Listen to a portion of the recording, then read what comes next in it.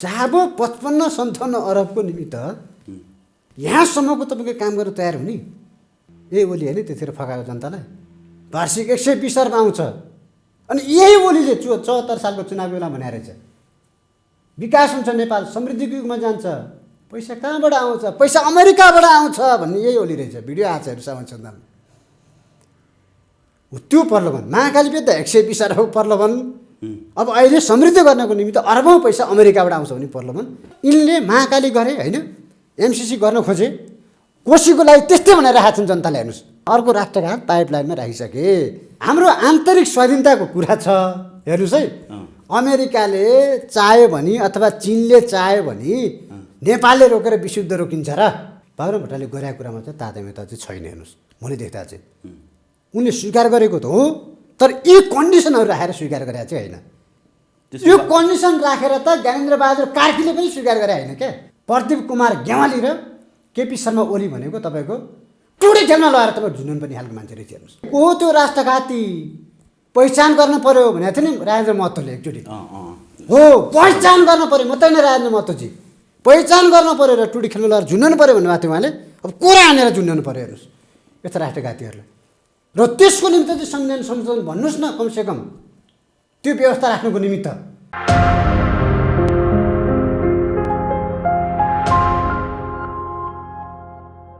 दर्शकवृन्द नमस्कार। PNB खबर.com को यो विशेष श्रृङ्खलामा हामीसँग नेकपा एकीकृत समाजवादीका केन्द्रीय सदस्य हेमन्त सेडाईजी हाम्रो साथमा हुनुहुन्छ। हेमन्त सर, यहाँलाई हार्दिक स्वागत छ। धन्यवाद, नमस्कार।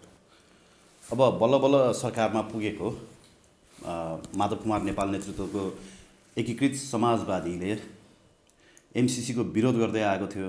अब एमसिसीको पक्षमा आउनुपर्ने बाध्यता भयो, नत्र भए गठबन्धन टुट्ने, सरकारबाट बाहिरिनुपर्ने अवस्था आयो भन्छन् नि।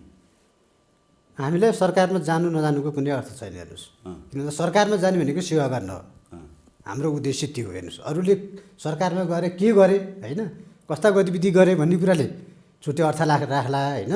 तर हामी नितान्त सरकारमा गएको, यो गठबन्धनको सरकार बनेको चाहिँ जनताको सेवा गर्न हो र राष्ट्रहित विपरीतका कुनै पनि सन्धि सम्झौताहरू यदि गर्नुपर्ने स्थिति आयो भने गठबन्धन तोडेर भए पनि, हालाकि भोलिको चुनावमा एकै सिट पनि नआउला, तैँले एमसिसी पास गरिनस्, राष्ट्रघाती काम गरिनस्, त्यस कारणले गर्दा हामी भोट दिँदैनौँ भनेर जनताले सजाय दिए पनि, यहाँ त त्यस्ता पनि जनता छ नि, त्यहाँ केही पर्सेन्ट थियो क्या, केही पर्सेन्ट छ नि, दिए पनि अधिकांश जनता चाहिँ अहिले एमसिसीको विरोधमा भएको कारणले गर्दाखेरि हामीलाई के थाहा छ भने अहिलेको यो सरकार भनेको छेडिक सरकार हो। केही समय पछाडि निर्वाचनको मिति घोषणा गरेर निर्वाचन गर्नैपर्छ, स्थानीय तहको निर्वाचनदेखि लिएर तपाईँ सङ्घको निर्वाचन होइन। त्यस कारणले गर्दाखेरि हामी चाहिँ एमसिसी परियोजना कुनै पनि हालतमा यथास्थितिमा चाहिँ हेर्नुहोस् है, यस्ता स्थितिमा पास गर्नु हुँदैन। किनभने भन्ने हाम्रै पार्टीको सम्मानित नेता पूर्व प्रधानमन्त्री झलनाथ खनाल, केपी शर्मा ओलीको पालामा एमसिसीको कार्यदलको पनि उहाँ अध्यक्ष, त्यति बेला पनि उहाँले प्रतिवेदन पेस गर्नुभएको छ। 15वटा बुदामा सुझाव दिनुभएको छ। यी बुदा चाहिँ संशोधन गर्नु पर्यो भनेर। तर त्यति बेला के गर्यो भने केपी शर्मा ओली र उनका पिछो लग्गु प्रदीप कुमार गेवाली जो 9 फेल हुन् क्या, उनी 9 कक्षा फेल भएका व्यक्तिलाई हामीले परराष्ट्र मन्त्री मानिदिनु पर्यो। हेर्नु न बाध्यता कस्तो छ, व्यवस्था कस्तो छ। त्यति मात्रै होइन, उनले अमेरिका गएर अमेरिका भ्रमण जाँदाखेरि माइक पोम्पियोको चाहिँ तपाईँको कारिन्दा भएर नेपाललाई चाहिँ स्टेट पार्टनरसिप प्रोग्राममा राख्नुभयो। हेर्नुहोस् हेर्नु है, त्यतिखेर नेकपा फुट्नुको एउटा कारण त्यो पनि हो र त्यो सूचना लुकाइयो। केपी शर्मा ओली र प्रदीप कुमार गेवालीले त्यो सूचना लुकाइसके पछाडि पार्टीभित्र त्यहीँबाट विवादहरू सिर्जना हुँदै गयो र केपी शर्मा ओलीको किता चाहिँ राष्ट्रघाती किता हो भनेर किटान गरिसके पछाडि त्यहीबाट बिस्तारै क्लास सुरु हुन थाल्यो, अनि गुट हुन थाल्यो र राष्ट्रघातीहरूलाई चाहिँ अब हामीले सँगै लिएर हिँड्न सक्दैनौँ। किन भन्दा राष्ट्रघाती भइसकेपछि नि यो राज्य त्यस्तो मान्छेलाई साथी लिएर हिँड्यो भने त्यसले जतिखेर पनि अँगाला हालेर पनि कोखामा छुरा हान्न सक्छ। होइन यो त बाहिर जनतालाई हो, भनिसके- सुन्नु, होइन, बाहिर भनिसके जनतालाई पछाडि- भन्ने कुरा हो, भयो भनिसके तर पछाडि- झलनाथ खनाल बाहेक होइन झलनाथ खनाल तपाईँहरू जो राष्ट्रभक्ति किताबमा हुनुहुन्छ नि तपाईँहरू एमसिसीको विरोधमा हुनुहुन्छ तर माधव नेपाल आफै एमसिसीको लागि सफ्ट भएको भन्ने कुरा त हिजो शेरबहादुर देउवालाई बुझाएको 6 बुँदे प्रस्तावमै देखियो नि त सर। त्यो 6 बुँदे प्रस्तावमा नयाँ कुरो केही पनि आएन। जुन प्रश्नोत्तर कार्यक्रम चलेको थियो एमसिसीसँग केही समय अगाडि अर्थमन्त्रीले पठाउनु भएको सेम कुरा दोहोरिएको छ। यो आइपिएस अन्तर्गत हो कि होइन, यो सैन्य सम्झौता हो कि होइन, यो देशको कानुनसँग बाजिन्छ कि बाजिँदैन। छवटा जुन प्रश्न उठाउनु पर्थ्यो नि, जुन असहमतिका बुदाहरू थिए नि त्यति मात्रै हुन्छ। सरकारको साझेदार तपाईँको पार्टी भएको कारणले गर्दाखेरि, गठबन्धन भएको कारणले गर्दा प्रधानमन्त्री सामु यो कुरा के हो किटान गरेर तपाईँले बोल्न पर्यो भनेर हामीले प्रस्ताव राखेको हेर्नुहोस्। बोल्न पर्यो भनेर अब नेपालको सरकारको आधिकारिक व्यक्ति भनेको कार्यकारी भनेको प्रधानमन्त्री हो। प्रधानमन्त्रीले यो विषयमा चाहिँ के हो भनेर किटान गर्नु पर्यो नि त। त्यति मात्रै होइन हेर्नुहोस्, ज्ञानेन्द्र बहादुर कार्की नै हिजो तपाईँको 2017मा गएर साइन गर्ने हो नि, 74मा 2017 सेप्टेम्बर 14को दिन वासिङटन डिसीमा गएर साइन गर्ने ज्ञानेन्द्र बहादुर कार्की तत्कालीन अर्थमन्त्री हैसियतले। तर उहाँ आफै अहिले किन कार्यदलमा बस्नु भएको छ भन्दा 2017मा त ठिकै थियो, 19मा प्रदीप विमलले गडबड गर्यो, त्यस कारणले गर्दा कार्यदलमा उहाँ बस्न चाहनु भयो हेर्नुहोस्। र अहिले फेरि कार्यदल बनेको छ झलनाथ खनालकै नेतृत्वमा हेर्नुहोस्। त्यस कारणले गर्दाखेरि हामीले के सोधेको भने यो 5-6वटा क्वेसनको एन्सर चाहिँ अमेरिकाले प्रष्ट भाषामा दिन पर्यो। त्यसमा पनि अब के कुरा स्पष्ट सुन्नुहोस् न, झलनाथ खनालकै नेतृत्वमा भएको कार्यदलले के भनिरहेको छ भने ओली सरकारले लुकाएको गोप्य 7वटा दस्तावेज भेटियो, अरू पनि खोज्ने क्रममा छौँ, हामी अध्ययनमा छौँ भनिरहेको छ। सायद 500 पृष्ठको कति 9वटा डकुमेन्ट करिब 900 तपाईँ 800 पेजकै 800 पेजको डकुमेन्ट चाहिँ हामी अध्ययनको क्रममा छौँ भनिरहेका छन् कार्यदलले। अब तर हिजो के भन्छ माधव नेपाल र प्रचण्डले चाहिँ 6वटा बुँदा पठाए, ती अरू कुरा त आएन नि त सर। त्यो 7वटा जुन गरिएका एग्रिमेन्ट छ नि, अन्य सम्झौताहरू, उपसम्झौताहरू, त्यो कुरा त आएन। त्यो कुराको विषयमा किन उठान गरिएन हो। अब तपाईँलाई मैले यहाँ टिपेर ल्याएको छु हेर्नुहोस्। यसमा पनि मुख्य चाहिँ हेर्नुहोस् है, त्यो 9वटा बुँदामा पनि अरू बुँदाहरूको चाहिँ उत्तर आइसकेको छ, तर मुख्य बुँदाहरू जो तपाईँ हामीलाई थाहै छैन, तपाईँ हामीले शङ्का त गरेका थियौँ। एसपीको बारेमा त मैले भनेकै थिएँ हेर्नुहोस् है, तपाईँकै अन्तर्वार्तामा एमसिसी सम्बन्धी पहिलो डकुमेन्ट हामीले खोल्दाखेरि 72 पेजको डकुमेन्ट खोल्दाखेरि मैले त्यो डिपिआर रिपोर्ट खै भनेको थिएँ त्यतिखेर, तपाईँले याद छ कि छैन? डिपिआर सम्झौताको पनि छुट्टै हो। अहिले यहाँ हेर्नुहोस्, अहिले यहाँ यो सबै कुराहरू आएको रहेछ। त्यसमा के रहेछ भने एउटा 1 नम्बर भनेको इक्विपमेन्ट एजेन्ट एग्रिमेन्ट रहेछ, जुन कुरा चाहिँ एमसिसी परियोजनासँग सम्बन्धित जति पनि सामानहरू आयात गर्छ त्यो एजेन्टले हो, उसले आयात गर्दाखेरि चाहिँ के एग्रिमेन्ट भयो त्यहाँ त के भनिएको छ भने त्यो इक्विपमेन्ट ल्याउने चाहिँ जुन गाडीहरू छ तिनको पनि हामीले खोतलास गर्न पनि भनेको छ नि त। के ल्याउँछ, उसले के लान्छ, यहाँ ल्याउँछ र रित्तै जान्छ कि अथवा यहाँबाट भरेर लान्छ, त्यो कुरा पनि स्पष्ट छैन। त्यहाँ त्यो कुरा पनि खुलाउनु पऱ्यो भनेको थियो त्यतिखेर। अब अर्को भनेको प्रोजेक्ट कोअपरेसन एग्रिमेन्ट हेर्नुहोस् है, DPR of route project agreement, त्यसो DPR of transmission line project agreement र स्टेट पार्टनरसिप एग्रिमेन्ट, यी 5वटा चाहिँ यी मध्ये पनि त्यो 9वटा मध्ये पनि यो 5वटा चाहिँ स्पष्ट पार्नु पऱ्यो, क्लियर हुनु पऱ्यो। यसका बुदा केलाएर चाहिँ अध्ययन गरिसके पछाडि मात्र चाहिँ हामी अगाडि बढ्न सक्छौँ। होइन भने यो कुराहरू राखिरहने र गुमराहमा राखेर चाहिँ आजसम्म पनि बाहिर ननिकालेर चाहिँ जुन काम भएको थियो केपी शर्मा ओलीको पालामा, त्यसले गर्दा केही समय हामीले लाग्छ यो अध्ययन गरौँ। कार्यदल बनेको छ, कार्यदलले यो भित्र के कमजोरीहरू छ त्यो बाहिर निकाल्छ, जनतामाझ पुर्याउँछ। यो राज्य जनताको प्रतिनिधिले यसलाई अनुमोदन गर्नुपर्ने भए पछाडि यो कुरा जनतामाझ पुग्नु परेन? जनतालाई गुमराहमा राख्न पाइन्छ? जनतालाई बुझाउनु परेन यो कुरा सबै? सर म अलिकति डिटेलमा गएँ। जस्तो हामीले लीलामणि पोखरेलसँग कुराकानी गर्दाखेरि उहाँले के भन्नुभएको थियो भने जुन प्रोजेक्ट एमसिसीको लागि छनौट गरियो त्यो चाहिँ ग्रोथ डायग्नोस्टिक रिपोर्ट द्वारा गरियो र त्यो ग्रोथ डायग्नोस्टिक रिपोर्ट बनाउनको लागि पनि अमेरिकीहरूले नै चाहिँ त्यसमा सहकार्य गरेका थिए नेपाल सरकारसँग भन्ने कुरा उहाँले गर्नुभएको छ। त्यो जबरजस्तीमा त्यो प्रोजेक्ट चुन्न लगाइयो भन्नुभएको छ। अर्को कुरा तपाईँले निकाल्नुभयो 5वटा होइन, अब सामाजिक सञ्जालमा चाहिँ 6वटा आएका छन्। तपाईँले भनेको अनुसार इक्विपमेन्ट एजेन्ट एग्रिमेन्ट होइन, इक्विपमेन्ट एजेन्ट चाहिँ को सेलेक्सन गर्ने भन्ने कुराको एउटा भयो। अर्को project cooperation agreement, DPR of transmission line project र डिपिआर अफ रुट प्रोजेक्ट र स्टेट पार्टनरसिप एग्रिमेन्ट होइन। DPR of transmission line project र डिपिआर अफ रुट प्रोजेक्ट भनेपछि तपाईँले जसरी डिपिआरको कुरा उठाउँदै हुनुहुन्छ नि त, यो दुइटै डिपिआर चाहिँ अमेरिकाले बनाएर दिएको हो नेपालले हो। अब यसमा हेर्नुहोस् है, यो दुईवटै डिपिआर अमेरिकाको आफ्नो इन्ट्रेस्ट अनुसार। पहिलो कुरो त एमसिसीको अध्यक्ष भनेको डिफेन्स सेक्रेटरी अफ पेन्टागन रहेछ। हेर्नुहोस् अमेरिका भनौँ, अमेरिकाको हेर्नुहोस् है, डिफेन्स सेक्रेटरी नै तपाईँको एमसिसीको अध्यक्ष हुँदो रहेछ। हामीलाई त उपाध्यक्ष मात्रै फतिमा सुनार मात्रै थाहा थियो हेर्नुहोस्, तर कन्ट्रोल गर्ने को रहेछ मेकानिजम, निकाय को रहेछ भन्दा रक्षा मन्त्रालय रहेछ। हेर्नुहोस् त्यहाँको डिफेन्स सेक्रेटरी रहेछ। पहिलो कुरो हामीले बुझ्नुपर्ने। अब दोस्रो कुरो भनेको त्यस पछाडि पनि एमसिए चाहिँ तपाईँको यो जुन प्रोजेक्ट छ एमसिए नेपाल, यसको सुरक्षा गर्न भनेर त तपाईँको provision of safety and security from MCA Nepal office भनेर त कर्नाटक फोर्स त उनीहरूले रिक्रुट गर्यो नि, छान्यो नि, हो यो कुरा पनि आएको छ। हेर्नुहोस् त्यही गर्दा यो डिपिआरदेखि नै यो सम्पूर्ण मेकानिजम अमेरिकाले आफ्नो स्वार्थमा बनायो। प्रदीप गेवालीले के गरे भने अमेरिका गएर निच्चा दारा देखाएर तपाईँको स्वीकार गरेर आइदिए, क्या साइन गरेर आइदिए, भएको यति मात्रै हो। अरू कसैलाई पनि जानकारी गराएन। संसदले पारित गर्न पर्ने भए पछाडि कमसेकम संसदलाई त एकचोटि पढ्न दिनुपर्छ नि। भोलि तपाईँहरूले पारित गर्नुपर्छ यो डकुमेन्ट सबै, एकचोटि पढ्नुहोस् है, तपाईँहरूको नि केही राय छ कि यी विषयमा भनेर प्रदीप गेवालीले यो तपाईँको 8-9वटा जुन गरिएको छ 8-9 पेजको यो त दिनु पर्थ्यो नि, सबै संसदलाई उपलब्ध गराउनु पर्थ्यो नि। त्यो कुरा पनि बाहिर आएर आज हुँदा हुँदा धन्न माओवादीको अर्थमन्त्री भएर अर्थ मन्त्रालयबाट यो डकुमेन्ट खोजियो, नत्र ओलीकै सरकार भएको भए त्यो त गुपचुपमा राखिने रहेछ। त्यति मात्रै होइन, त्यहाँ प्रश्न उठिसके पछाडि ज्ञानेन्द्र बहादुर कार्कीले समेत तपाईँको परराष्ट्र मन्त्रालयबाट यो कुरा खोजेर अहिले बाहिर निकालेको कुरा आइरहेको छ। हेर्नुहोस् त्यस कारणले गर्दाखेरि यो समग्रमा यो परियोजना कुनै पनि हालतमा पास गरेर नहुने किसिमको परियोजना छ। हुन त अहिले भर्खर मैले सुनेको छु फेब्रुअरी 28 सम्मको फेरि अमेरिकाले म्याद दिएको छ, त्योभित्र जसरी नै पास गर्नुपर्छ भनेर दबाब दिएको छ। त्यो भनेको फागुन 15 सम्म भनौँ न म्याद दिएको छ। योभित्र पास गर्ने गरी फेरि कुन चिराबाट जान सकिन्छ।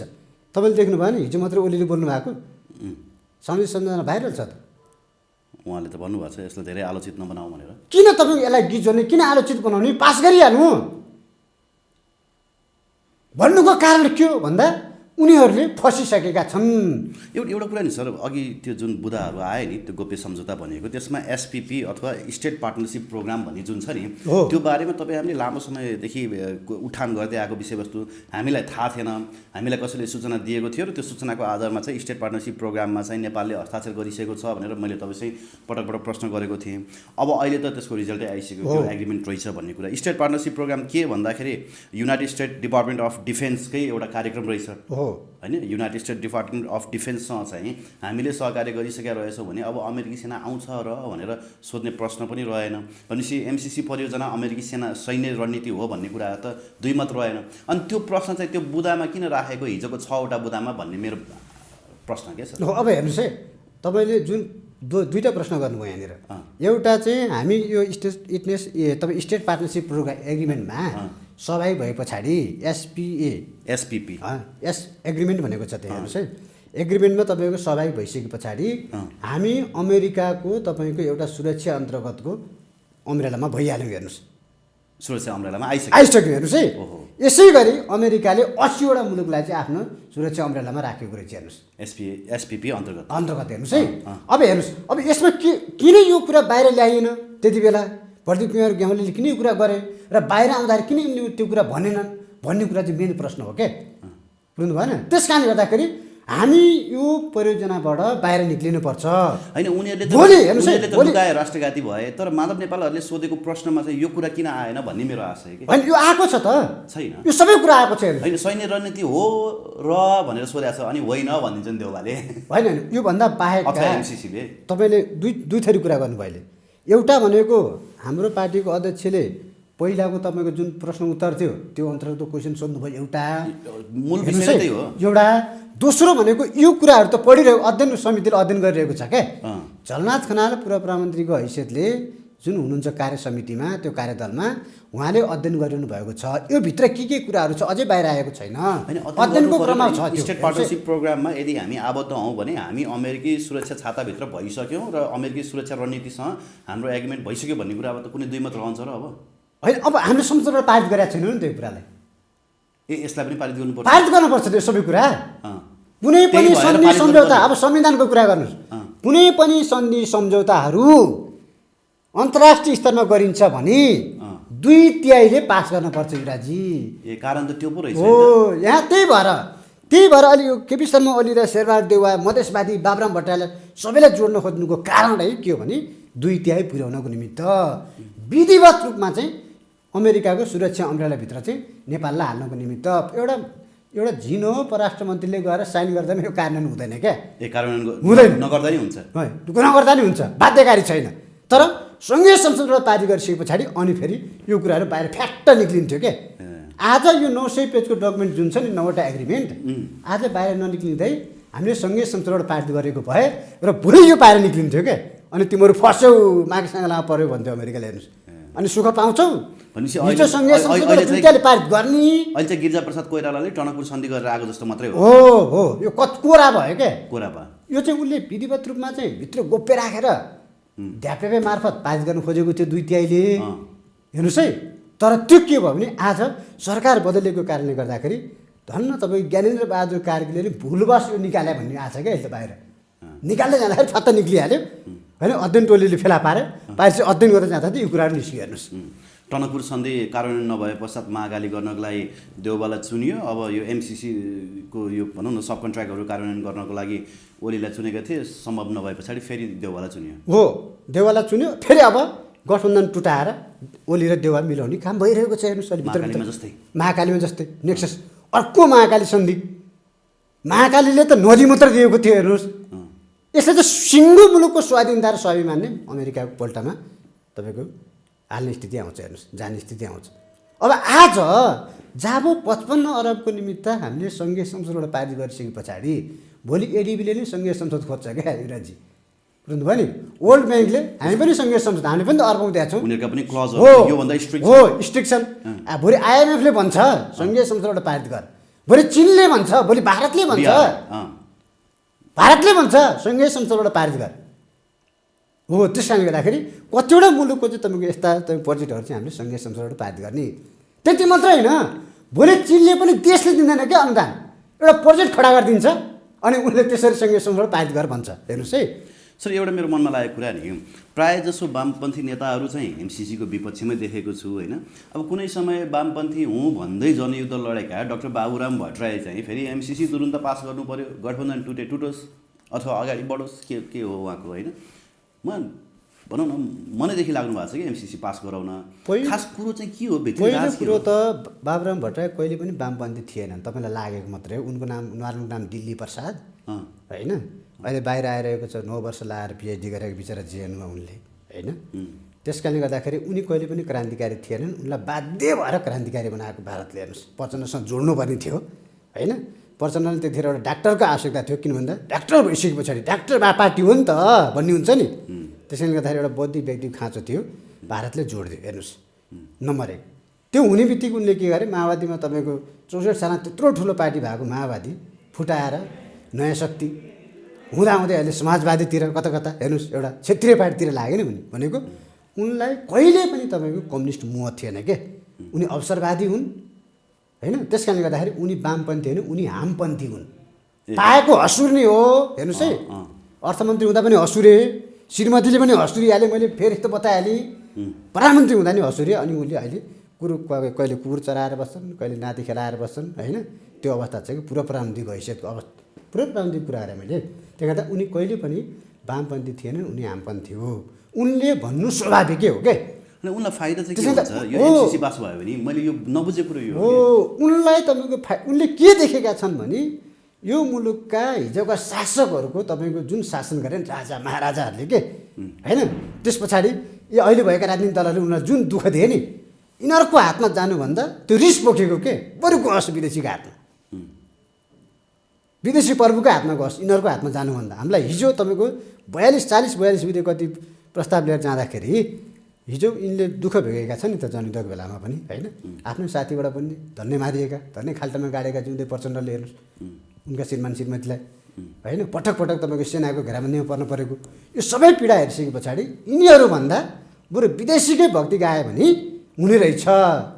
हेर्नुहोस् है भारतको भक्ति गाउँदाखेरि प्रधानमन्त्री हुन पाइयो पार्टीको अध्यक्ष हुनुपर्ने हो नि प्रधानमन्त्री तर भारतले कसरी 12 वटा ल्याइदियो प्रधानमन्त्री त्यही गर्दा अब अमेरिकाको भक्ति गाइयो भने फेरि अर्कोपल्ट चान्स आउँछ कि प्रधानमन्त्री बन्ने लालसा हो उहाँको हो उनको त जहिले पनि के छ भने पदको लालसा हेर्नुहोस् र कसरी हुन्छ नेपालका तपाईँ प्राकृतिक स्रोत साधन चाहिँ विदेशीको हातमा सुम्पिने उनको योजना त्यति मात्रै हो। उनले के मात्र देखेका छन् भने विदेशीको हातमा गएपछि नेपाल भन्ने मुलुक पुरै स्विजरल्यान्ड भएर आउँछ विकास हुन्छ समृद्धि हुन्छ भन्ने उनको त्यो फोबिया छ क्या भित्र। होइन सुन्नु न पछिल्लो समय नि एमसिसीलाई जसरी दृश्य रूपमा पहिला जुन हिसाबले दबाब दिएको थियो अमेरिकाले अहिले त्यो हिसाबले दबाब दिएको छैन तर एमसिसीको बहस चाहिँ फेरि चुलिएको अवस्था छ यसमा कतै ओलीको त हात छैन भनेर आशंका गरिरहेको छ। होइन अमेरिकाले अहिले ठुलो दबाब दिएको छ हेर्नुहोस् अमेरिकाले यति तपाईँको धेरै दबाब दिएको छ तपाईँहरूले बारेमा देखेको हो होइन तपाईँको क्वार्टरमा घरमा बालुवाटारमा गएर चाहिँ नघुमेको तर टेलिफोन संवादमार्थ यति तपाईँको दबाब दिएको छ कि जसरी हुन्छ पारित गर्नुहोस् तपाईँहरू कुनै पनि हालतमा एट एनी कस्ट एमसिसी परियोजना पास गर्नु पऱ्यो भन्ने अमेरिकाको दबाबै छ हेर्नुहोस्। त्यो दबाबकै कारणले गर्दा कि खेरि हो कि देउवाले त्यति गुण लगाएको प्रचण्ड माधवलाई समेत गठबन्धन तोडेर भए पनि म एमसिसी पास गर्छु भन्ने हिसाबले अगाडि बढेको छु भन्नुभएको छ हेर्नुहोस् अहिले र त्यही तपाईँको अनुरूप त्यसो भए गठबन्धन त्यही अनुरूप हेर्नुहोस् त्यही अनुरूप चाहिँ आफ्नो दूतको रूपमा ज्ञानेन्द्र बहादुर कार्कीलाई पटक पटक बालकोट पठाएर बरु गठबन्धन तोड्न तयार तर तपाईँ हामीले एमसिसी पास गरौँ अब हुँदा सभामुखमाथि समेत प्रहार हेर्नुहोस् सभामुख हटाउने तयारी भन्ने प्रहार त्यति मात्रै होइन एमाले अलि एउटा शर्त राखेको छ अरे कि सभामुखलाई चाहिँ हटाइयोस् हामी एमसिसी पास गर्छौँ तपाईँले जुन सभामुख ल्याए हुन्छ तर उहाँलाई चाहिँ हटाउनु पऱ्यो अग्नि सापकोटालाई चाहिँ हटाउनु पऱ्यो हेर्नुहोस् जसले एमसिसीको विरुद्धमा डटेर लडेको छ कृष्णबहादुर महरालाई के बनाइयो अब अग्नि सापकोटासँग आजसम्म सकेको छैन भित्रभित्र केही तपाईँको योजना बनाउँदै त होला नि यिनीहरूले होइन बनाउँछन् पनि बेला बेलामा झस्काइ पनि रहेका छन् हेर्नुहोस् है कालो झन्डा देखाएर हिजो झस्काए पनि कालो झन्डा होइन तपाईँको मुद्दै तपाईँको चाहिँ आफ्नो वकिलको फेभरमा न्यायाधीशको फेभरमा राखेको छ त एमाले हो त्यस कारणले गर्दा त्यो निकाल्न सक्छ अन्तिममा तर यिनीहरू के गर्दैछन् भने यतिसम्मको तपाईँको क्रूर भएर राष्ट्रियता विरुद्ध देशद्रोही काममा चाहिँ ओली र प्रदीप गेवालीहरू लागेका छन् हेर्नुहोस् र त्यहाँभित्रका तपाईँ नेक्ससको कुरा गरौँ न हेर्नुहोस् त ओलीका पछाडिका एकजना पनि अरू नेताहरू एमसिसीको विरोध गर्छन् ओलीले जे भने त्यो तपाईँको स्वरमा स्वर हिजो नेकपा एमाले अथवा नेपाल कम्युनिस्ट पार्टी मात्रै हुँदा नेकपा मात्रै हुँदाखेरि युवराज गेवालीहरू विरोध गर्थे क्या 28 साक्यहरू विरोध गर्थे अमृत बोहराहरू विरोध गर्थे खै त आज उहाँहरूको आवाज त भीमराव एक्लो हेर्नुहोस् एमसिसीको विरोध गर्ने पार्टी छोड्न पर्ने स्थिति भइसक्यो उहाँलाई त अहिले एमसिसी विरोध गरेको कारणले गर्दाखेरि त्यो परिस्थिति सिर्जना भइसक्यो त्यस कारणले गर्दा यो परियोजना अहिले तपाईँले भनेको जस्तो अमेरिकाले दबाब नदिएर बसेको छैन उसले चारैतिरबाट दबाब दिएको छ त्यो दबाब ठेक्न नसकेर अस्ति भर्खर तपाईँ शेरबहादुर देउवाले भनेको होइन माओवादीको महाधिवेशनमा यो गठबन्धन चुनावसम्म मात्रै होइन चुनाव पछाडिको सरकार पनि यो गठबन्धनले बनाउँछ भन्ने व्यक्ति आज गठबन्धन टुटाएर भयो नि एमसिसी पास गर्छु भन्ने लाइनमा लाग्यो हेर्नुहोस् हामी सहयोग लिँदैनौँ भनिरहेका छौँ जबरजस्ती लिनुपर्छ भनेर हेर्नु त नेपालीले त कामै नपाए जस्तो खालि एमसिसीको बस अनि तर प्रचण्ड र माधव नेपाल त्यो रिस्क लिन तयार छन् त गठबन्धन छोडेर सडकमा आउन तयार छन् त प्रचण्ड र माधव नेपाल हाम्रो पार्टीको एक हप्ता अगाडि थाई कमिटी बैठक बसेको छ थाई कमिटीको बैठकमा एक स्वर छ यथास्थितिमा एमसिसी पास गर्नु हुँदैन र गठबन्धन तोड्नु परे पनि हामी जनमतलाई सम्मान गर्छौँ जनमतको अपमान गर्दैनौँ भोलि चुनावमा जनताले जुन हैसियत दिए पनि हामी त्यो स्वीकार गर्न तयार छौँ तर एमसिसी पास गर्ने गठबन्धनमा हामी बस्दैनौँ भनेर स्पष्ट हाम्रो अस्ति निर्णय भइसकेको छ हेडक्वार्टरको निर्णय भइसकेको छ त्यो थाई कमिटी जानु पऱ्यो भन्ने हो थाई कमिटीले पनि त्यो कुरा निर्णय गरिसकेको छ त्यस कारणले गर्दाखेरि त्यति मात्रै होइन केन्द्रीय कमिटीका सदस्यहरूसम्म पनि रुलिङ भएको छ र हामीले पनि आफ्नो रायहरू दिएका छौँ। हेर्नुहोस्, त्यसले गर्दा आज हामी किन बोल्दैछौँ भन्दा हामीलाई पार्टीको निर्णय एमसिसी पास गर्ने भएको भए त ओलीका भक्तहरूले जस्तो हामी पनि पास गर्नुपर्छ भन्थ्यौँ होला नि त। तर हामी के गर्दैछौँ, एमसिसी किन रिजेक्ट गर्ने भन्दैछौँ भन्दा पार्टीको निर्णय नै त्यो छ। त्यति मात्र होइन, पार्टीको निर्णय पास गर्ने भयो भने पनि म एक्लो भए पनि विरोध गर्छु कि एमसिसीको चाहिँ। हेर्नुहोस्, पार्टी छोड्न तयार हुनुहुन्छ? किन छोड्न त किन छोड्नु पऱ्यो, विरोध गर्न सकिन्छ नि। भीम रावले जस्तै होइन, विरोध गर्न सकिँदैन, आफ्नो स्वतन्त्रता हो त्यो त। देशै नरहने भयो भने अनि पार्टीको के हुन्छ हैसियत? देशै रहेन भने पार्टी रहन्छ हो। त्यस कारणले गर्दाखेरि हाम्रो पार्टीको आजसम्म नेगेटिभ अथवा एमसिसी पास गर्ने हैसियतको त्यो किसिमको कुनै पनि बहसै भएको छैन। कुनै पनि हालतमा एमसिसी अस्वीकार गर्ने र फेरि हामीलाई त दायित्व पनि छ क्या, हाम्रै पार्टीको सम्मानित नेता कार्यदलको अध्यक्ष हुने। अनि हामीले चाहिँ जनतालाई बुझौँ, हाम्रो दायित्व अहिले जनतालाई बुझाउने दायित्व हो क्या। त्यसले गर्दा हामी यी डकुमेन्टको आधारमा जनतालाई बुझाइरहेका छौँ। हिजो पनि हामीले भन्यौँ सुरुवात दिनदेखिबाट आजसम्म पनि डटेर टसमा मस नगइकन एमसिसीको विरोधमा लागिरहेका छौँ। र तर गद्दारहरूले चाहिँ के गर्न खोज्दैछन् भने दलालहरूले चाहिँ तपाईँको एमसिसी जसरी पनि पास गर्नुपर्छ भनेर अहिले बन्द कोठाहरूमा चाहिँ वार्ताहरू चलाइरहेका छन्। हेर्नुहोस्, र गठबन्धन टुटाउनेसम्मका र ठ्याक्कै जेठमा चुनाव गराउने हिसाबले उनीहरू लागिरहेका छन्। हेर्नुहोस्, र चुनाव अगाडि नै एमसिसी पास गराएर अमेरिकाको पैसाले एमसिसीको पैसाले फेरि पैसाको बलमा चाहिँ चुनाव जितेर लार्जेस्ट पार्टी हुने, फेरि अर्को सन्धि सम्झौता गर्ने। हेर्नुहोस्, ओलीले त एमसिसी मात्रै होइन, एमसिसी पास गरेर लार्जेस्ट पार्टी अमेरिकाको पैसाले एमसिसीको पैसाले लार्जेस्ट पार्टी भइसके पछाडि कोसी सम्झौता गर्दैछ उसले। फेरि कोसी बेच्दैछ यो मान्छेले फेरि हेर्नुहोस्। त्यस कारणले गर्दाखेरि ओली भनेको तपाईँको मुलुक बेच्नको निमित्त उदय भएको पात्र रहेछ कि, उदय गराएको पात्र रहेछ कि। कोइराला परिवारले मात्रै बेचे, अब अलिअलि बाँकी रहेको हामी पनि बेचौँ भनेर उदय भएको हो। त्यो रहेछ हेर्नु, सत्ताको निमित्त जे गर्न पनि तयार हुने व्यक्ति। सत्ताको न्यानोमा चाहिँ हुनु पर्यो। हेर्नुहोस् है, तर राष्ट्रघात राष्ट्रवादको कुरा छोडिदिनुहोस्। जुनसुकै तपाईँको वैदेशिक हस्तक्षेप पनि आयात गर्न तयार। तर एमसिसीमा एकीकृत समाजवादी र नेकपा माओवादी केन्द्रले समर्थन गरेन भने त गठबन्धन टुक्रिने सम्भावना देखियो। गठबन्धन टुक्रियो भने सरकार ढलिहाल्छ होइन। सरकार ढले पछाडि तपाईँले भने जस्तो जेठमा चुनाव हुने सम्भावना त देखिन नि सर। होइन, एमसिसी त तपाईँ जताबाट कुरा गर्दा पनि एमसिसी पास हुँदैन क्या। यदि समाजवादी र नेकपा माओवादी केन्द्रले अस्वीकार गर्यो भने एमसिसी पासै हुँदैन। मैले संविधानको कुरा गरेँ नि अघि, 2/3 चाहिन्छ। हेर्नुहोस् है, एग्रिमेन्ट भनेको छ, सम्झौता भनेको छ, सम्झौता पास गर्नुको निमित्त। तर सुन्नुहोस् न, हिजो मात्रै गृहमन्त्रीले चाहिँ सुरक्षा निकायलाई निर्देशन दिनुभएको छ एमसिसीको विरोध हुनसक्छ चनाखो रहनु भनेर। एउटा कोण त्यो भयो। अर्को कुरा, संसदमा टेबल गर्ने छलफल गर्ने नामले होइन, अब टेबल गरेर छलफल गरौँला भन्दै फुत्त पास हुन नि बेर लाग्दैन। यहाँ त तपाईँहरूकै पार्टीभित्र पनि माओवादीभित्र पनि पास होस् भन्ने चाहने पनि त छन् नि। हाम्रो पार्टीभित्र एकजना पनि एमसिसी पास होस् भन्ने चाहनामा छैन। हेर्नुहोस्, एकजना पनि माननीयज्यूहरू अहिले 23जना हुनुहुन्छ, एकजना पनि एमसिसीको पक्षमा हुनुहुन्न। एउटा कुरो प्रश्न तपाईँ हुनुहोस्। दोस्रो कुरो, माओवादीभित्र पनि आजसम्म मलाई एमसिसी पास गर्नुपर्छ भन्ने लाइनको व्यक्ति मैले देखेको छैन। एमसिसी पास गर्नुपर्छ भन्ने लाइनको व्यक्ति टोपबहादुर रायमाझी हुनुहुन्थ्यो, उहाँ अहिले बातिर हुनुहुन्छ। हेर्नुहोस्, त्यही भएर बातिर मिसिएको हो, उता मिसिनु भयो। हेर्नुहोस्, ऊर्जा मन्त्री हुँदाखेरि त्यहाँ हेर्नुहोस् तपाईँले अन्तर्वार्ता उनले एमसिसी पास गर्नुपर्छ भन्नुभएको छ त्यतिखेर पनि टोपबहादुर रायमाझीले। त्यसले गर्दा उनी किताकाट भयो। त्यही भएर त बा कनेक्सन घाँटीको लाइनमा गयो नि त, राष्ट्रघाती देशद्रोहीको लाइनमा गयो उनी। त्यही भएर किनभने यता बस्दाखेरि त एमसिसी रिजेक्ट गर्नुपर्छ। हिजो आफूले ऊर्जा मन्त्री हुँदा बोलिसकेको छ, कति सम्झौता पनि धस्काएको होला होइन। त्यस कारणले गर्दा उनी बाखितामा लाए। हेर्नुहोस्, त्यो टुङ्गो नलागेको भा क्या, फेरि टुङ्गो नलागेको बाखिता, अवैधानिक बाखितामा लाग्यो हो। त्यसले गर्दा जति पनि अहिले समाजवादी र नेकपा माओवादीमा हुनुहुन्छ, हामी एमसिसीको विरोधमै छौँ। र कुनै पनि हालतमा यी अहिले भएका अहिले नयाँ निक्लेका डकुमेन्टहरू जुन छन्, यसमा अमेरिकाले प्रष्ट धारणा राख्छ र सुरक्षा त्यो संयन्त्रबाट हटाउँछ, सुरक्षा अम्ब्रेलाबाट, पेन्टागनबाट हटाउँछ।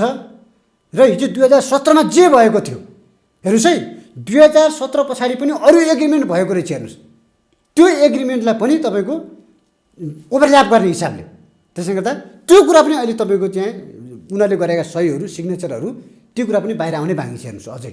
त्यसले गर्दाखेरि यहाँ त के भएको छ भने एक पछाडि अर्को बाँधिँदै पहिला हात बाँध्ने, अनि खुट्टा बाँध्ने, अनि भैँमा लडाउने काम भएको छ क्या यहाँ त। अनि तपाईँ उठ्न सक्नुहुन्छ? तपाईँको हातमा नै बाँधिदियो, खुट्टा नै बाँधिदियो, अनि भैँमा लडाइयो, सँगै संसद पारित भएछ त भैँमा लडाइन्छ तपाईँलाई। अनि तपाईँ कसरी उठ्नुहुन्छ? अनि स्वाधीन हाम्रो पुर्खाले लडेर ल्याएको मुलुक भन्न हैसियत रहन्छ तपाईँको कुनै? होइन, तर तर्क तपाईँले 2/3 चाहिन्छ संसद सदस्यको भन्नुभयो होइन। अस्तिसम्म त बहुमतले पारित गरे हुन्छ भनिरहेको थियो होइन तपाईँले? होइन, बहुमतले पारित गरे हुने भयो त, काङ्ग्रेस र एमाले मिलेपछि पुगेको हो। अब यहाँभित्र अहिले खोज्दै जाँदाखेरि त्यो देखिया छ के यो सन्धि रहेछ। सन्धि सम्झौताको तपाईँले संविधानमा स्पष्ट लेखिएको छ 2/3 बहुमतले पारित गर्नुपर्छ। यो प्रोजेक्ट मात्रै होइन क्या युवराजी, प्रोजेक्ट मात्रै भइदिएको भए बहुमतले पारित गरे बहुमत पारित गरे हुन्थ्यो, अथवा सङ्घीय संसदबाटै आउनु पर्थेन। हेर्नुहोस् है, सरकारले गर्थ्यो त्यो, मन्त्री स्तरबाट सचिव स्तरबाट हुन्थ्यो। यस्ता कामहरू सचिव स्तरबाट धेरै हुन्छन्। हेर्नुहोस्, सरकारले गर्ने काम हो यो, सङ्घीय संसदमा आउने कामै होइन यो नेपालमा पहिलो हो। हेर्नुहोस्, यो सङ्घीय संसदमा आएको हेर्नुहोस्। त्यस कारणले गर्दाखेरि हिजो महाकाली हुँदाखेरि जसरी 2/3 बहुमतले पारित गर्यो नि, हो त्यस्तै गर्नुपर्ने स्थिति आउँछ। 2/3 गरेको हो त, हो त्यही स्थिति चाहिँ यसमा पनि छ। 2/3 त अहिले चाहिँ गाली गर्ने, अहिले नेताहरूलाई गाली गर्ने पनि कति नेताहरू छन् होला नि, अहिले राष्ट्रवादी देखिए के? अब मैले तपाईँलाई पटक पटक भनिसकेँ, त्यत्र एक ट्याङ्कर पैसा ल्याएर पुर्लुकै ढले यिनीहरू अहिले मोटाएर त्यस्तो भएको छन्। त्यो कुरालाई पुष्टि गर्न झलनाथ खनालले अस्ति बोल्नु भएको छ, कतिले मुख मिठ्याए भनेर। महाकाली सन्धि गर्दा कतिले मुख मिठ्याए होइन। त्यसले गर्दा तिनीहरूले गल्ती गरेका छन्, तिनीहरूलाई चरीगाली समात्नुपर्छ भन्नुभएको छ उहाँले। हेर्नुहोस्, महाकाली सन्धि मुठ्या कुरा आएको छ, मैले ट्याङ्करमा पुर्लुको लडाइँ कुरा गरेँ पैसा देखेर, मुख मुठ्या कुरा पुष्टि भयो भयो। हेर्नुहोस्, अब यो कुरा आउँदैछन् क्या यस्ता कुराहरू। त यिनीहरूलाई त उदाङ्ग बनाएर, नाङ्गे झार बनाएर चाहिँ तपाईँको राष्ट्रघातीहरूलाई चाहिँ हामीले पाखा लगाउनु पर्छ। त्यसले गर्दा यस्ता किसिमका असमान सन्धि सम्झौताहरू प्रोजेक्टहरू हेर्नुहोस् है, 55-57 अरबको निमित्त यहाँसम्मको तपाईँको काम गर्न तयार हुने, योभन्दा तपाईँको महाकाली सन्धि गर्दा कति आएर देशलाई? ओलीले भनेको छ 120 अरब आउँछ भनेर, खै त्यति पैसा आएको? यही ओली होइन त्यतिखेर फकाएको जनतालाई? वार्षिक 120 अरब आउँछ। अनि यही ओलीले 74 सालको चुनाव बेला भनेर रहेछ विकास हुन्छ नेपाल, समृद्धिको युगमा जान्छ। पैसा कहाँबाट आउँछ? पैसा अमेरिकाबाट आउँछ भन्ने यही ओली रहेछ। भिडियो आएको छ हेर्नु सामान्य सन्धानमा। त्यो प्रलोभन, महाकाली त 120 अरब प्रलोभन। अब अहिले समृद्धि गर्नको निमित्त अरबौँ पैसा अमेरिकाबाट आउँछ भने प्रलोभन एमसिसी ल्याउनको निमित्त यिनले त्यतिखेर चुनावमा 74 सालमा भनेर रहेछन्। हेर्नुहोस्, त्यसले गर्दा राष्ट्रघात गर्न त यिनी यति अग्रसर हुने नि। एउटा कुरा त यिनीलाई के लाग्दो रहेछ भने अब यिनको पछाडिको पुस्ता पनि छैन, आफू हो होइन, जति आफ्नै पालामा मज गरौँ, पछि भनेको तपाईँ भाडमा जाओस्, त्यो टाइपको रहेछ क्या यिनको प्रवृत्ति चाहिँ। त्यो पछिल्ला घटनाक्रमले त्यो पुष्टि गर्दै गएको छ क्या यिनले गरेका कुकर्महरूले। हेर्नुहोस्, जसरी त्यति मात्रै होइन, अब यिनले महाकाली गरे होइन, एमसिसी गर्न खोजे, कोसीको लागि त्यस्तै भनेर राखेका छन् जनताले। हेर्नुहोस्, प्रतिशत दिइसके। अब खोलामा पानी मात्र बगाउने होइन, बर्खामा तपाईँको पुरै हाम्रो खेत डुबान गर्ने होइन, माछा पाल्ने हो, माछा र आफ्नो जग्गा जमिन छुट्याएर अनि माछामा जाल डुङ्गा लिएर जालमा माछा मार्यो भनेर यसले प्रशिक्षण दिइसके। हेर्नुहोस्, प्रशिक्षण दिइसके फेरि कि होइन, अस्ति सरकारमा भएको बेलामा हेर्नुहोस्, पटक पटक गएर हेर्नुहोस् प्रशिक्षण दिइसके भनेपछि यिनले त्यो यो अर्को लाइनमा राखिसके, पाइप लाइनमा, अर्को राष्ट्रघात पाइप लाइनमा राखिसके। र अब चिनलाई के दिने हो? त्यो पनि पाइप लाइनमा राखे होला यिनले। हो त्यसो भने यिनले त आफू तपाईँ आफ्नो खुट्टामा उभिने कुरै छैन,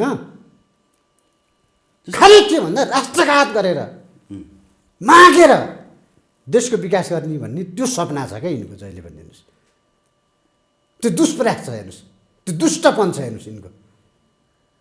त्यसैले गर्दा राष्ट्रघातै गर्नु हो कि 2टाबाट 3टा, 3टाबाट 4 किन्ने हुँदा नि अझै पनि छमथम। हेर्नुहोस्, देशको तपाईँको राजनीति नै आफ्नो हातमा लिन खोजेका छन्। हेर्नुहोस्, पैसाको आडमा लाखौँ कार्यकर्ता तपाईँको नारायण तीरमा उतारेर भए पनि अझै पनि जनमत मेरै हातमा छ भनेर देखाउन खोजेका छन्। हेर्नुहोस्, त्यहाँ राष्ट्रघातीहरू अन्तिम समयमा पनि जसरी तपाईँको त्यो बत्ती निप्निमा दिप्प गर्छ नि, यो ओलीको अन्तिम दिप्प हो हेर्नुहोस्। अब सभामुख सापकोटाले त्यो स्ट्यान्ड लिएला नि त। उनले त भनेका छन् म राष्ट्रघाती सन्धि सम्झौतालाई चाहिँ होइन ज्यान गए पनि पारित हुन दिने छैन भनेर उनले बोलेकै भिडियोहरू पनि हामीसँग सुरक्षित छ। अहिले चाहिँ छलफलको लागि भन्दै टेबल गर्न लगाउने चाहिँ देउबाको डिजाइन छ, त्यस पछाडि बिस्तारै समय कटाउँला अथवा पछि पारित गराउँला भन्ने उनको डिजाइन छ भन्ने कुरा सुनेको छु। अमेरिकालाई एक स्टेप अहेड हामी गयौँ भनेर पनि उनलाई देखाउनु छ भन्ने कुरा पनि बाहिर आइरहेछ। त्यो टेबल गर्ने सन्दर्भमा चाहिँ सभामुख सापकोटाले त्यो स्ट्यान्ड लिएला नि त। आजसम्म कसो कारणले रोकिएको छ देवराजी? कति पटक दबाब दियो, सङ्घीय संसदमा त छिरिसकेको छ त एमसिसी त। उही बेलामा टेबल गर्न मात्र बाँकी नै हो, सभामुखले ल्याएर टेबल गर्न मात्र बाँकी हो। ओलीले त भनेकै छ नि ऊ त्यही छ, यही ल्याएर टेबल गरौँ न, बस गरौँ न भन्नु। त्यही छ भित्र हेर्नुहोस्, टेबल गर्न मात्र बाँकी हो। तर किन आजसम्म रोकियो त त्यो कुरा? के उनले आफू फस्ने भएको भए, फस्न चाहेको भए, बिक्री हुन चाहेको भए त्यो हिजै गर्थेन? उसको अधिकारको कुरो हेर्नुहोस्। जसरी सुभाष नेमाङले सभामुख हुँदाखेरि धर्मनिरपेक्षता ल्याएर हाल्दिए संविधानमा करोडमा बिगेर, त्यसरी उनले बिगेर हाल्न सक्थे हेर्नुहोस्, टेबल गर्न सक्थे। तर किन गरेन? मरा सिद्धिन तयार भए, किन टेबल गरेन? इतिहासमा लेख्ने यस्ता कुराको मूल्याङ्कन चाहिँ गर्नुपर्छ है हामीले। यो त बेजिङ भर्सेस वासिङटन भएको भएर चाहिँ उनले गरेनन् भन्छन् कि महराले। अहिले सबै कुरा हामीले शङ्काको दृष्टिकोणले मात्रै हेर्नु हुँदैन क्या। सरितागिरीले होइन, तपाईँलाई पत्रकार बन्दाखेरि जति शोभनीय देखिन्छ नि, तपाईँ ज्योतिष भन्दाखेरि राम्रो देखिँदैन कि बुझ्नुभयो नि। त्यो परिकल्पना नगरिदिनु न कमसेकम। उनले गरे भने हामी खबरदार गरौँला, तर उनले गरेका छन्, अडान लिएर बसेका छन्। हेर्नुहोस्, हिजै काभ्रेमा त्यत्रो ढुङ्गामुढा खप्नु पर्यो, कालो झन्डा देखाए होइन। यता दायाँ बायाँ हिँड्नुपर्ने, हिँड्दाखेरि पनि त्यस्तो अवस्था छ। त्यसरी तपाईँको स्ट्रेस लिएर एउटा चाहिँ बसेका छन् उनले, कमसेकम पोजिसन लिएर बसेका छन्, टेबल गरेका छैनन्। उनले ग्रिन सिग्नल दिने बित्तिकै यहाँ हुत्तेर जानेवाला छन् पास गर्नलाई होइन। तर उनले त्यो गरेका छैनन् नि। त्यस कारणले गर्दा अहिले हामी, तपाईँ पनि पत्रकार हैसियतले बस्नु त राम्रो हो, म पनि एउटा पार्टीको नेताको हैसियतले बस्दा राम्रो, हामी ज्योतिषको हैसियतले बस्दा अहिले ठिक छैन क्या। होइन, यो लडाइँ चाहिँ वासिङटन भर्सेस बेजिङ हो, नेपालको लडाइँ होइन, आन्तरिक लडाइँ होइन भन्छन् कि। हामीले त्यतातिर किन जोड्नु पऱ्यो बेजिङतिर? हाम्रो आन्तरिक स्वाधीनताको कुरा छ हेर्नुहोस् है। अमेरिकाले चाह्यो भने अथवा चिनले चाह्यो भने नेपालले रोकेर विशुद्ध रोकिन्छ र? भन्नुहोस् त तपाईँ आफै। रोकिँदैन। अनि उसले चाह्यो भने त उसको कम्पिटिसन त कट थ्रु कम्पिटिसन छ त अमेरिका र चिनको त विश्व बजारमा। दुईटै व्यापारिक मुलुक हो, एउटाले हतियारको व्यापार गर्छ, एउटा टेक्नोलोजीको व्यापार गर्छ, त्यति फरक होइन। त्यस कारणले गर्दाखेरि हामीले अहिले के चिनको कारणले होइन, चिनले पैसा खुवाएर अझै चिनले विभिन्न सेमिनारहरू गराइदिएर भन्ने समयका जुन आरोपहरू लागेको छ, यो सरासर गलत झुट हो। यसमा कुनै पनि प्रमाणित कुराहरू छैन। एउटा चिनले चाह्यो भने ऊ आफैले ट्याकल गर्छ क्या अमेरिकासँग, उसकै डिफेन्स मन्त्रालय छ, कुरुनु भयो नि। त्यसले गर्दाखेरि नेपाललाई ल तैँले गरिदिए हाम्रो साटो भन्ने स्थिति छैन। त्यही भएर यो नितान्त अमेरिकाको चाहिँ चिनलाई तपाईँको टुक्राउने रणनीति नै हो यो। हेर्नुहोस्, त्यो त अमेरिकाले बिल नै पास गरेको छ नि, पासै गरेको छ। हेर्नुहोस्, त्यो कुरा तपाईँ हामी सबैलाई थाहा छ। हेर्नुहोस् है, फ्री टिबेट एक्ट भनेर बिलै पास गरेको छ। हेर्नुहोस्, हिजो पनि त्यत्रो खम्पा विद्रोह उसले गराएकै हो। हेर्नुहोस् है, त्यस कारणले गर्दाखेरि अमेरिकाको त्यो चाहना त छँदैछ। फेरि के भयो भने चिनले फेरि आर्थिक रूपमा नै तपाईँको वृद्धि गर्दै गयो क्या। हेर्नुहोस् है, हैसियत वृद्धि गर्दै गयो, शक्तिशाली हिसाबले पनि अनेक चाहिँ उसले चाहिँ आविष्कारहरू गर्दै गयो। हेर्नुहोस्, हुँदा हुँदा आफ्नै छुट्टै सूर्य समेत निर्माण गरेर उसले परीक्षण पनि गरिसके पछाडि अब हेर्नुहोस् चिनको हैसियत कहाँ पुग्यो। त्यस कारणले गर्दाखेरि अमेरिका चाहिँ तर्सिएको अवस्था चाहिँ हो। अनि सुन्नु न, यो त्यस कारणले गर्दा उसले हिजो आवश्यक पर्दा अफगानिस्तान युज गर्यो, इराक प्रयोग गर्यो, छोड्यो। हेर्नुहोस् है, अब नेपालमा ऊ आएर नेपाललाई प्रयोग गर्ने र उसको इन्ट्रेस्ट पुरा भइसकेपछि छोड्ने, त्यही नै हो उसको उद्देश्य त होइन। भने 5 वर्षको लागि लिएको प्रोजेक्ट 2068 सालबाट सुरु भएको प्रोजेक्ट आज कति भइसक्यो हेर्नुहोस् त, बाबरा 78 साल, 10 इयर्स हेर्नुहोस्। यतिखेर त प्रोजेक्ट कम्प्लिट भएर पनि हामीले एमसिसी बिर्सिसक्नुपर्ने होइन? एकदमै। बिर्सिन नसके पनि उसले टाङ्दिएको तारबाट झरल्ल बत्ती बलेको चिल्ला रोडमा गाडी छोडेको देख्न पाएन हामीले। तर खै त आज सुरुवात भएको, किन विवाद मात्र सुरु भयो त? हो त्यसो भने त यस्ता प्रोजेक्टहरू हामीलाई हिजो नआएको हो र? सुन्नु सर, एउटा अफ द ट्र्याक क्वेसन, यो अन्तर्वार्तामा अलिकति चिनको पक्ष लिएको, चिनतिर ढल्किया जस्तो तपाईँ देखिए पनि वास्तवमा अस्तिको अन्तर्वार्तामा तपाईँले चिन भारतको विरोध गरेर चिनलाई चाहिँ जे गरे पनि, चिनले चाहिँ जे गर्दा पनि हामी नतमस्तक हुने, त्यो पनि हाम्रो राष्ट्रवाद गतिलो होइन भनेर चिनको पनि तपाईँले विरोध गर्नुभएको थियो होइन? अब भारतको त सिमानादेखि लिएर नागरिकताको विषयमा तपाईँले पटक पटक विरोध गर्नुभएको छ होइन? अब अमेरिकाको पनि विरोध गर्नुभयो। सबै शक्ति राष्ट्रहरूको विरोध गरेपछि तपाईँ राजनीतिमा त सफल हुनु होला जस्तो लागेन? अब यस्तो छ युवराजी, मैले भारतको विरोध गरेको छैन, चिनको नि विरोध गरेको छैन, अमेरिका नि विरोध गरेको छैन, प्रविधिको विरोध गरे। भारतीय प्रविधि, हेपा प्रविधि, चिनले जुन खेल्न खोजेको छ मधेसमा त्यो प्रविधिको विरोध गरेको हो होइन? अमेरिकाले पनि जुन हिसाबले अहिले आयो यसको विरोध गरेको। र अर्को कुरा तपाईँले के बुझ्नुहोस् भने, म भोलि सङ्घीय संसदको निर्वाचनमा उठ्दाखेरि अमेरिकाको जनताले आएर भोट हाल्ने होइन क्या। जनतालाई बुझाउन सक्यो भने नेपाली जनताले हाल्ने, त्यो पनि राप्ती नगरपालिकाको क्षेत्र नम्बर 1 को जनताले भोट हाल्ने हो। त्यो कुरा तपाईँले बुझ्नुहोस् न। अनि तर हालाकि मलाई उनीहरूले मोटो रकम दिएर चुनाव खर्च नदेलान्, छुट्टै कुरो, हेर्नुहोस् है, त्यो लिनु पनि छैन। तर देशको पक्षमा, राष्ट्रियताको पक्षमा काम गर्यो भने, जनताले रुचायो भने, जनता मासु भातमा बिकेर मात्रै तपाईँको भोट हाल्ने चाहिँ छैनन् क्या अहिले, व्यक्ति हेरेर पनि। शक्ति राष्ट्रले काखी च्याप्दैन भने उसको राजनीतिक करियर चाहिँ त्यो जुन उचाइमा पुग्न सक्छ नि, यहाँ केही व्यक्तिहरू त रातारात ग्रोथ गरेका छन्, त्यो उचाइमा चाहिँ पुग्न अलिक गाह्रो छ भन्छ। तपाईँले भनेको कुरो ठिक हो, उचाइमा पुग्न गाह्रो छ। प्रधानमन्त्री नहुला, परराष्ट्र मन्त्री नहुला, गृहमन्त्री नहुला, तर जनताले चाह्यो भने त्यो पनि हुन सक्ने सम्भावना छ। हेर्नुहोस्, किन हुँदैन? जनताले चाह्यो भने, प्रचण्डलाई पनि त चाहेको थिएन होला, किन भयो उनी? भीमरावलाई कहाँ पुर्यायो हेर्नुहोस् न, उपाध्यक्ष होइन भीमराव, वरिष्ठ उपाध्यक्ष आज के भयो? होइन भीमरावको, बाबुराम भट्टराईहरूको कुरा त त्यो अस्तिको त्यो डाक्टरको कुराले नै मलाई तपाईँको आजित भयो। हेर्नुहोस्, एउटा पूर्व प्रधानमन्त्रीले अर्को पूर्व प्रधानमन्त्रीलाई के भन्छ? नक्कली डाक्टर भन्छ। हेर्नुहोस्, नाङ्गिएन? अर्को उहाँ पारितिर भन्छ नक्कली डाक्टर भन्छन्। अब अर्को उप प्रधानमन्त्री भइसकेको व्यक्तिले नेपालभित्रको मतलब त्रिभुवन विश्वविद्यालयबाट लिएको पिएचडी, यहाँको कहाँ नक्कली हुन्छ? नक्कली त पारितिरको हुन्छ भनेर आक्षेप लगाइदिए। हेर्नुहोस्, कमसे कम तपाईँको कुकुरले खुट्टा टोके पनि कुकुरको खुट्टा त टोक्न जानुहुन्थेन नि भीमराव। तर उनी पनि भीमरावले गरेका छन् नि गोप्य सम्झौता चाहिँ बाबुराम भट्टराईले गरेको भनेर उनले त आरोप लगाएका छन् रिपोर्टर्स क्लबमा। हो, होइन उनले पहिलो तपाईँको एमसिसी परियोजना नेपालमा भित्रिएको त हो नि त, फेरि उनको पालामा भित्रिएको त हो नि। तर उनको पालामा यो किसिमको तपाईँको चाहिँ थिएन, सम्झौता भएको थिएन है फेरि, किन त आइपिएस अन्तर्गत नै थिएन, सङ्घीय संसदबाट पारित गर्ने कुरा पनि थिएन, यो अरू जुन कुराहरू आए यो कुराहरू पनि थिएन। हेर्नुहोस्, त्यतिखेर चाहिँ त्यो कुरा चाहिँ अब डाक्टर भीमरावले कसरी उहाँको टङ्सिली भयो कि के भयो होइन, भित्रिएको चाहिँ हो एमसिसी परियोजना। गोप्य सम्झौता गरेका रहेछन् बाबुराम भट्टराईले, अनि सदनमा टेबल भए पछाडि बल्ल हामीले थाहा पायौँ भन्नुभएको छ उहाँले। हो, त्यो कुरामा चाहिँ अब कति उहाँले त अब अध्ययन त गर्नुभयो होला, त्यो चाहिँ मलाई जहाँसम्म लाग्छ उहाँले भनेको कुरा र बाबुराम भट्टराईले गरेको कुरामा चाहिँ तादात्म्यता चाहिँ छैन। हेर्नुहोस्, मैले देख्दा चाहिँ उनले स्वीकार गरेको त हो, तर यी कन्डिसनहरू राखेर स्वीकार गरेको चाहिँ होइन।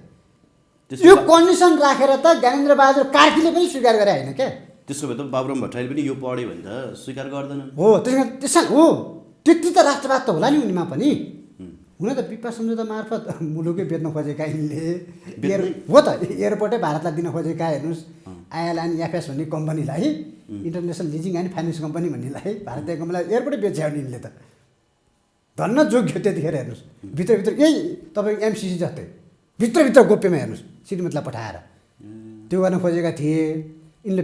पाए भने त यिनले बेच्छन्, पससँग साट्छन्। हेर्नुहोस्, साट्न चाहिँ, तर मलाई के लाग्छ पछिल्लो समयमा चाहिँ अब बुढेसकालमा कपालै फुलिसकेपछि मान्छेले त्यति राष्ट्रघात चाहिँ नगर्ला क्या। तर केपी शर्मा ओली त कपाल पनि फुल्यो, तालुमा रौँ पनि छैन, अझै पनि तपाईँ राष्ट्रघात गर्न तलिनु। हेर्नुहोस् त, फेरि दुईजना त्योभित्र पनि हेर्नुहोस्, अरूलाई दोष दिन्न म, प्रदीप कुमार गेवाली र केपी शर्मा ओली भनेको तपाईँको टुडी खेल्न लगाएर तपाईँ झुन्डन पनि हालेको मान्छे रहेछ। हेर्नुहोस्, अनि युवराज खतिवडा त छोड्नु भयो त नाम। हो, त्यस कारण होइन युवराज खतिवडाले त तपाईँको कति यिनीकै आदेशमा गरे नि त, उनी त कारिन्दा नै हुन्, राजनीतिक व्यक्ति होइन नि त उनी त। उनी एउटा कर्मचारी, नेपालमा सबभन्दा बढी तपाईँ सेवा सुविधा लिएका कर्मचारी, 7 पटकसम्म नियुक्ति खाएको कर्मचारी। हेर्नुहोस् है, त्यसले गर्दा उनले त पदको निम्ति जे पनि साथ दिने भए त हिजो गर्दै आएको राष्ट्रिय जनआयोगको उपाध्यक्ष हुँदा नि गरेको, गभर्नर हुँदाखेरि गरेको, होइन, राष्ट्रिय सभाको सांसद भएको, अर्थमन्त्री हुँदा पनि गरेका, यिनले त गरिहाल्छन् नि। किन त केपीकै कारणले हुकिङ गरेर ल्याएको व्यक्ति हो नि, कारिन्दा नै हो। तर मेन अराउने आदेश दिने त को भन्दा केपी शर्मा ओली नै हो। र गएर खुरुखुरु सरकारको हैसियतले काम गर्ने भनेको त प्रदीप गेवाली हो। हेर्नुहोस्, त्यसले गर्दा हामीले यी तिनवटा पात्रहरू तपाईँले सम्झाइदिनु भयो, युवराज खतिवडा समेत। हुन त यिनले पछिल्लो समयमा जुन 14वटा सम्झौता गरे, 14वटा सम्झौता गर्ने त यिनै नै हुन्। राजदूतसँग साट्यो हेर्नुहोस् त्यो पद, त्यसले गर्दा यिनी पनि तपाईँको अछुतो त छैनन्। तैपनि सरकारको नेतृत्व गरेको हैसियतले र 2017मा ज्ञानेन्द्रबहादुर कार्कीले गरेको डकुमेन्ट भन्दा नि अझै अगाडि बढेर सौदाबाजी गरेको चाहिँ केपी शर्मा ओली र प्रदीप कुमार गेवाली र त्यो सरकारको अर्थमन्त्रीको हैसियतले युवराज खतिवडा।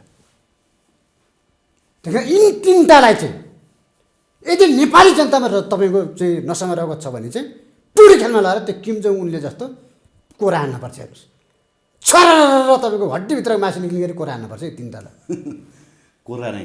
कोरा हान्नुपर्छ। बरु कोरा किन्ने पैसा म दिन्छु, म किनिदिन्छु बरु कोरा, तर यिनलाई हान्नैपर्छ। किन मुडक बेच्ने भने राष्ट्रियतासँग पदसँग राष्ट्रियता साथ त्यो मिल्छ? 21औं शताब्दीमा डिजिटल युगमा फेरि हिजोको जस्तो तपाईँको पत्रचार हुने भएर पत्रचार लुकाउन मिल्ने भए भने हुन्थ्यो। हेर्नुहोस्, डिजिटल युग छ, फ्याट निक्लिहाल्छ। हेर्नुहोस्, हरेक सूचनाहरू। फेरि अमेरिकाले त ढाँटेकै छैन त आजसम्म पनि। यही तपाईँको 9वटा बुदामा नै अमेरिकाले भनिसक्यो, हामीले स्पष्ट राखेका छौँ, हामीले ढाँटेका छैनौँ। तर नेपाल सरकारले ढाँट्यो त्यतिखेर हो। त्यस कारणले गर्दा मधेसी नेताहरूले पनि संविधान संशोधनको कुरा गर्दाखेरि यो चाहिँ संशोधन माग्नु पर्यो क्या। राष्ट्रघातीहरूलाई को त्यो राष्ट्रघाती पहिचान गर्नु पर्यो भनेको थियो नि राजेन्द्र महतोले एकचोटि। हो, पहिचान गर्नु पर्यो, मात्रै नै राजेन्द्र महतोजी पहिचान गर्नु पर्यो र टुडी खेल्नु लगाएर झुन्डाउनु पर्यो भन्नुभएको थियो उहाँले। अब कोरा हानेर झुन्डाउनु पर्यो। हेर्नुहोस्, यस्ता राष्ट्रघातीहरूलाई।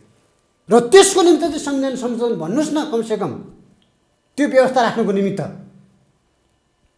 हो। त्यस कारणले गर्दाखेरि अन्तिममा म के भन्छु भने हाम्रो पार्टीको जुन हिसाबको तपाईँको एमसिसीको विरोधमा आवाज उठाएको छ, हाम्रा हरेक नेताहरूले बोलिरहेका छन्। उपमहासचिव डाक्टर विजय पौडेलले बोल्नुभएको छ, महासचिवजीले डाक्टर बेजराम भूषालले बोल्नुभएको छ, कुनै पनि हालतमा स्वीकार गर्दैन भनेर। माधव कुमार नेपालले हिजो तपाईँको माउन्टेन टेलिभिजन हरेक टेलिभिजनले बोल्नुभएको छ। हेर्नुहोस्, कुनै पनि हालतमा आज म बोलिरहेको छु केन्द्रीय सदस्यको हैसियतले। त्यस कारणले गर्दाखेरि हामी चाहिँ यथास्थितिमा एमसिसी परियोजना कुनै पनि हालतमा पास गर्ने पक्षमा छैनौँ। बरु गठबन्धनबाट बाहिर निक्लेर बाहिरिन तयार। त्यति मात्रै होइन, जनतामाझ जान तयार। भोलि बरु माइतीघाटदेखि बानेश्वरसम्म आन्दोलन गर्न तयार। त्यति मात्रै होइन, 77 जिल्लामा, हाम्रो त 77 जिल्लामा सङ्गठन छ, 77 जिल्लामा गएर जनतालाई यसरी डकुमेन्ट देखाएर बुझाउन तयार। तर पनि एमसिसीको यो मोटो रकममा भुलेर चाहिँ मुलुकलाई सौदाबाजी गर्न हामी तयार छैनौँ। हस् हेमन्त सर, धन्यवाद दिन चाहन्छु यहाँलाई महत्त्वपूर्ण संवादको लागि। धन्यवाद, नमस्कार।